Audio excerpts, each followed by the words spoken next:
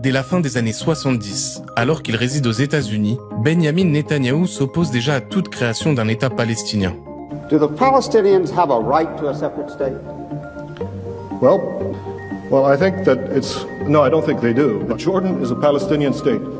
So what we're talking about is a demand for a 22nd Arab state and a second Palestinian state. Une doctrine et une conviction politique qu'il tient de son père, Benzion Netanyahou, admirateur des régimes autoritaires, notamment de Mussolini et du fascisme. On le voit ici, âgé de 100 ans, lors d'un reportage consacré à sa gloire.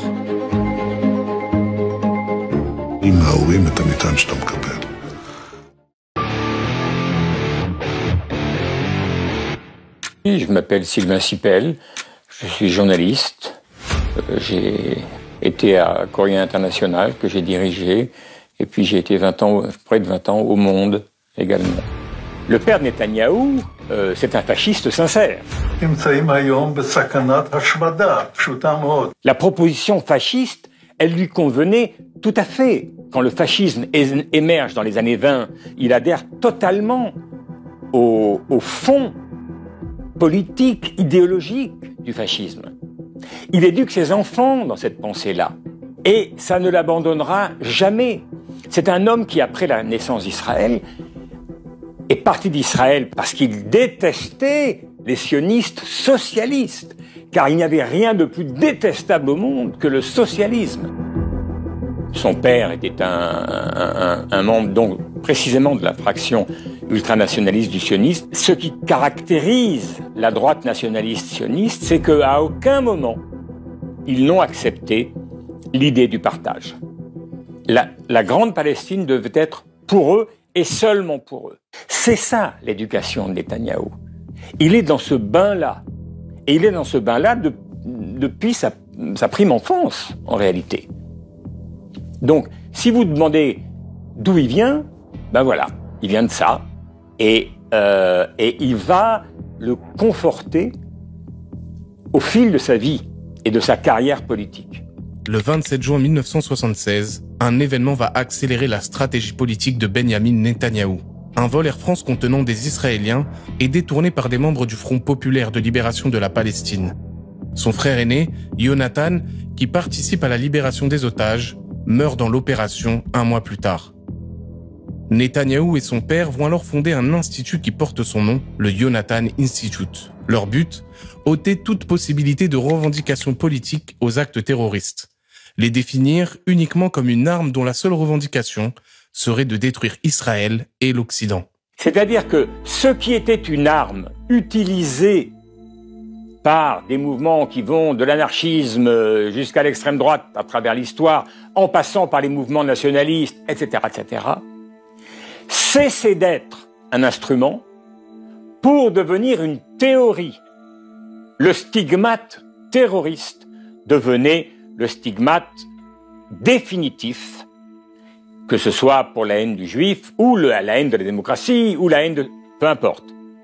Mais quand on était qualifié de terroriste, à ce moment-là, on perdait toute légitimité. Du point de vue israélien, le terroriste, c'est quiconque est hostile à la politique israélienne.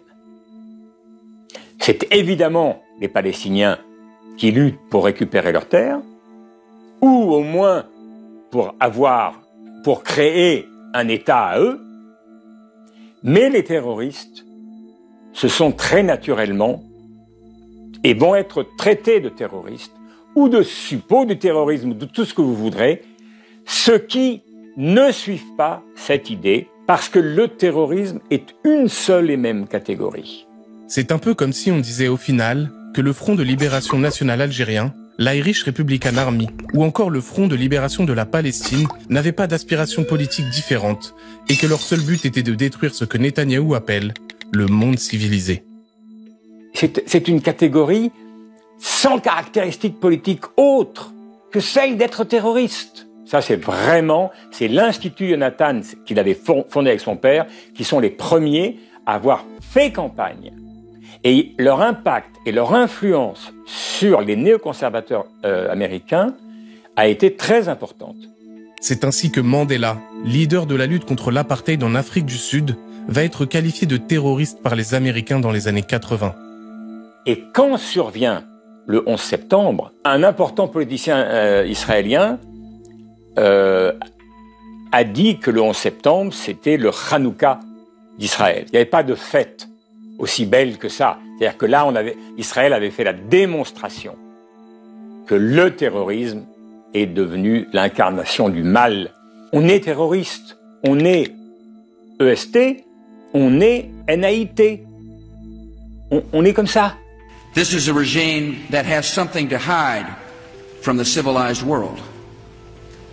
States like these and their terrorist allies constitute an axis of evil, arming to threaten the peace of the world.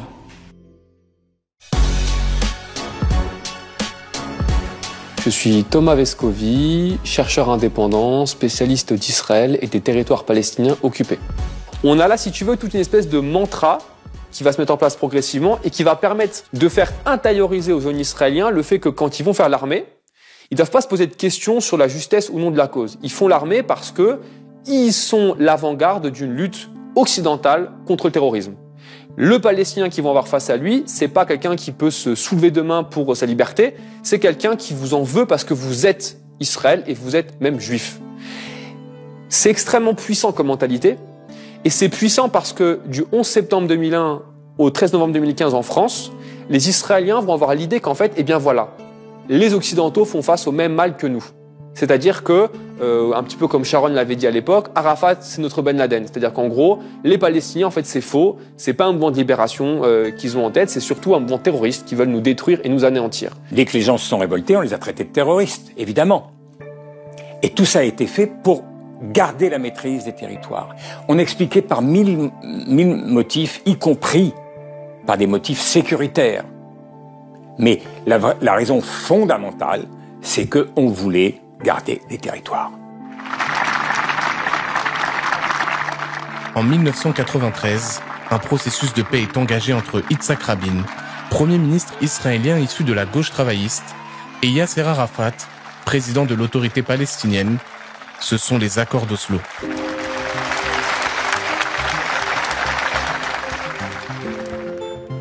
Hala Abou Hassira, je suis l'ambassadrice de la Palestine en France.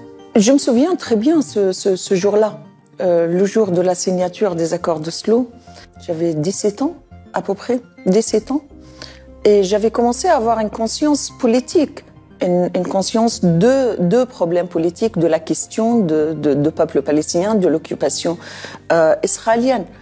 Bien sûr, après 7 ans d'intifada, de enfin pouvoir concrétiser la paix, concrétiser un État palestinien indépendant et souverain, et concrétiser une coexistence entre les deux peuples, le peuple israélien et le peuple palestinien. C'était un vrai moment d'espoir pour tout le monde.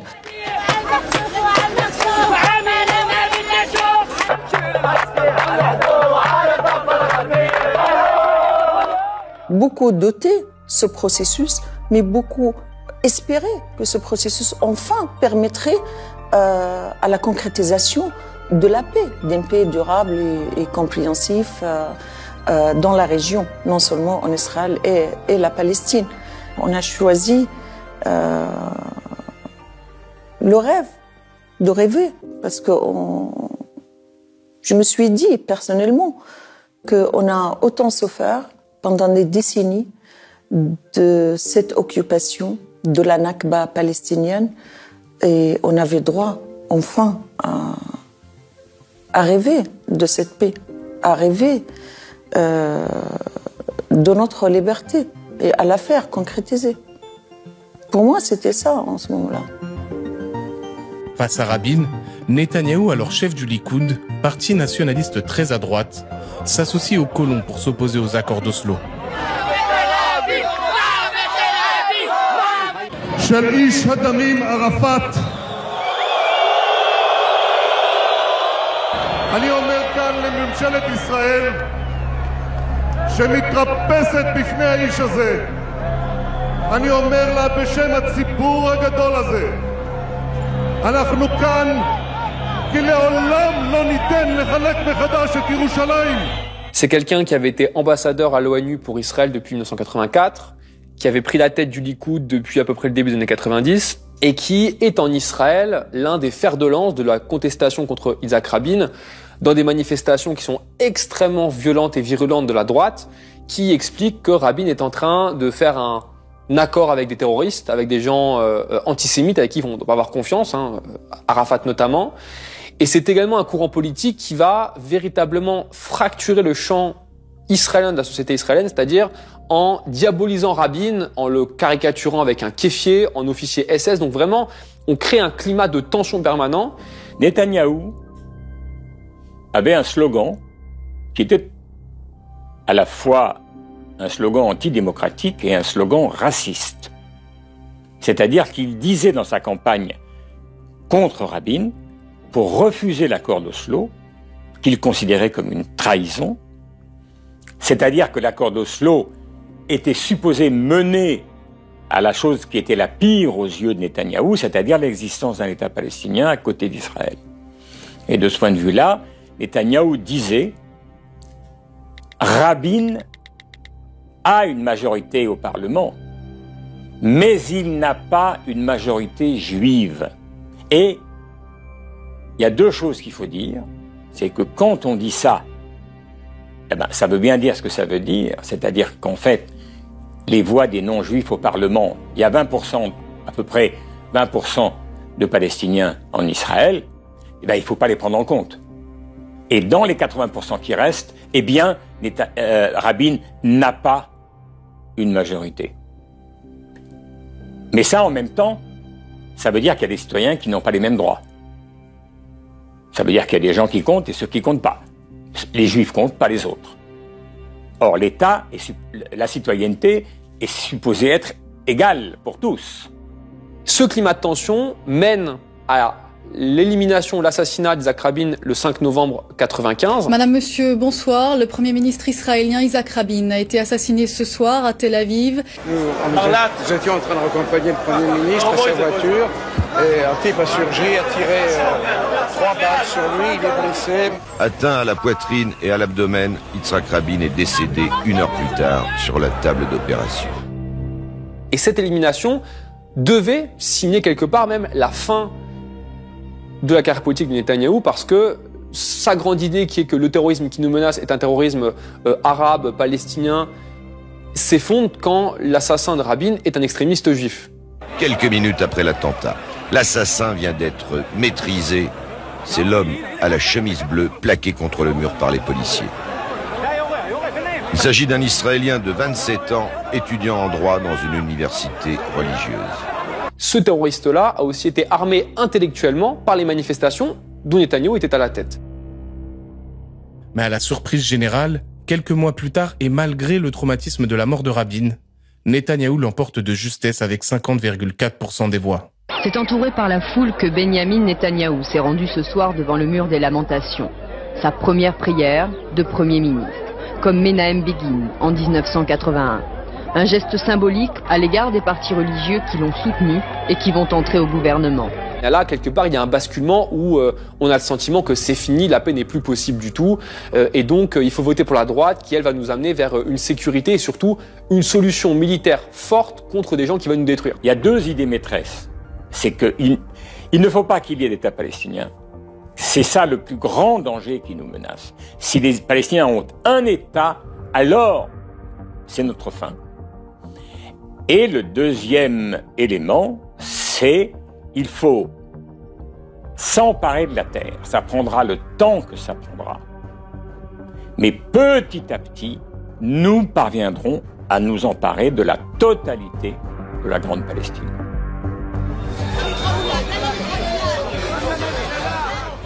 De son refus des accords d'Oslo, à son premier mandat entre 1996 à 1999, puis à son retour en 2009, où il ne va quasiment plus quitter le pouvoir jusqu'à aujourd'hui, Netanyahou a compris que le mouvement nationaliste qu'il représente avait tout intérêt à s'associer aux sionistes religieux d'extrême droite pour garder le pouvoir.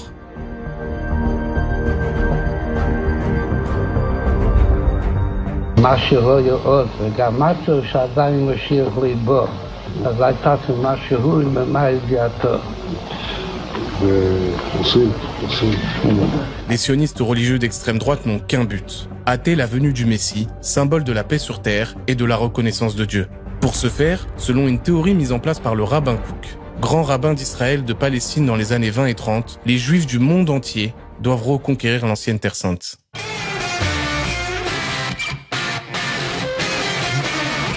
Je m'appelle Émile Ackerman, je suis rabbin de la communauté orthodoxe moderne à Ayeka que j'ai cofondée avec mon épouse rabbinite Myriam Ackerman-Sommer à Paris. Il faut savoir que depuis moins 586, qui est la destruction du premier temple de Jérusalem, les prophètes puis les rabbins qui leur ont succédé ont convoqué de manière extrêmement régulière l'idée de la venue du Messie et de la fin de l'oppression. Une des révolutions entre guillemets du rabbin Kook, c'est qu'il inclut non pas juste les juifs religieux, mais le peuple juif dans son ensemble en disant ce qui est très important, c'est le travail de la terre, c'est faire vivre l'État d'Israël et chacun a son rôle à jouer, les religieux et les non religieux. Et donc en ces termes, il a développé une forme de théologie très inclusive et c'est aussi pour ça qu'il a rencontré un franc succès. En 67, lorsque l'armée israélienne s'empare du mur des lamentations, immédiatement, le grand rabbin de l'armée, qui s'appelle le rabbin Goren à l'époque, il sonne le chauffard, la trompette qu'on sonne les jours de fête, etc. Et il déclare qu'il faut raser la mosquée Al-Aqsa et reconstruire le temple. Comment dire? Je ne sais pas s'il y a peut-être 200 personnes en Israël qui disent il a raison, mais les gens disent mais il est dingue. Et donc, à l'époque, le rabbin apparaît comme un dingo. C'était en 67. On est en 23. Ça va faire 55 ans. 56 même. Eh bien, aujourd'hui, les gens qui disent qu'il faut raser Al-Aqsa, mais ils sont pléthores. Ils ont des écoles rabbiniques dans lesquelles ils enseignent ça. Ils ont des journaux. Ils ont des réseaux. Ils ont des élus à la Knesset. Et maintenant, ils ont des ministres. Ça résume 50 ans, un demi-siècle d'évolution. האחדות חשובה, אהבת ישראל חשובה. המקום הזה, זה המקום הכי חשוב לעם ישראל, שבו אנחנו צריכים לחזור ולהראות המשילות שלנו. De la fin des années 70 à 2009, Netanyahou a donc tout mis en place pour asseoir sa domination politique et idéologique. Désormais, plus rien ne peut l'arrêter.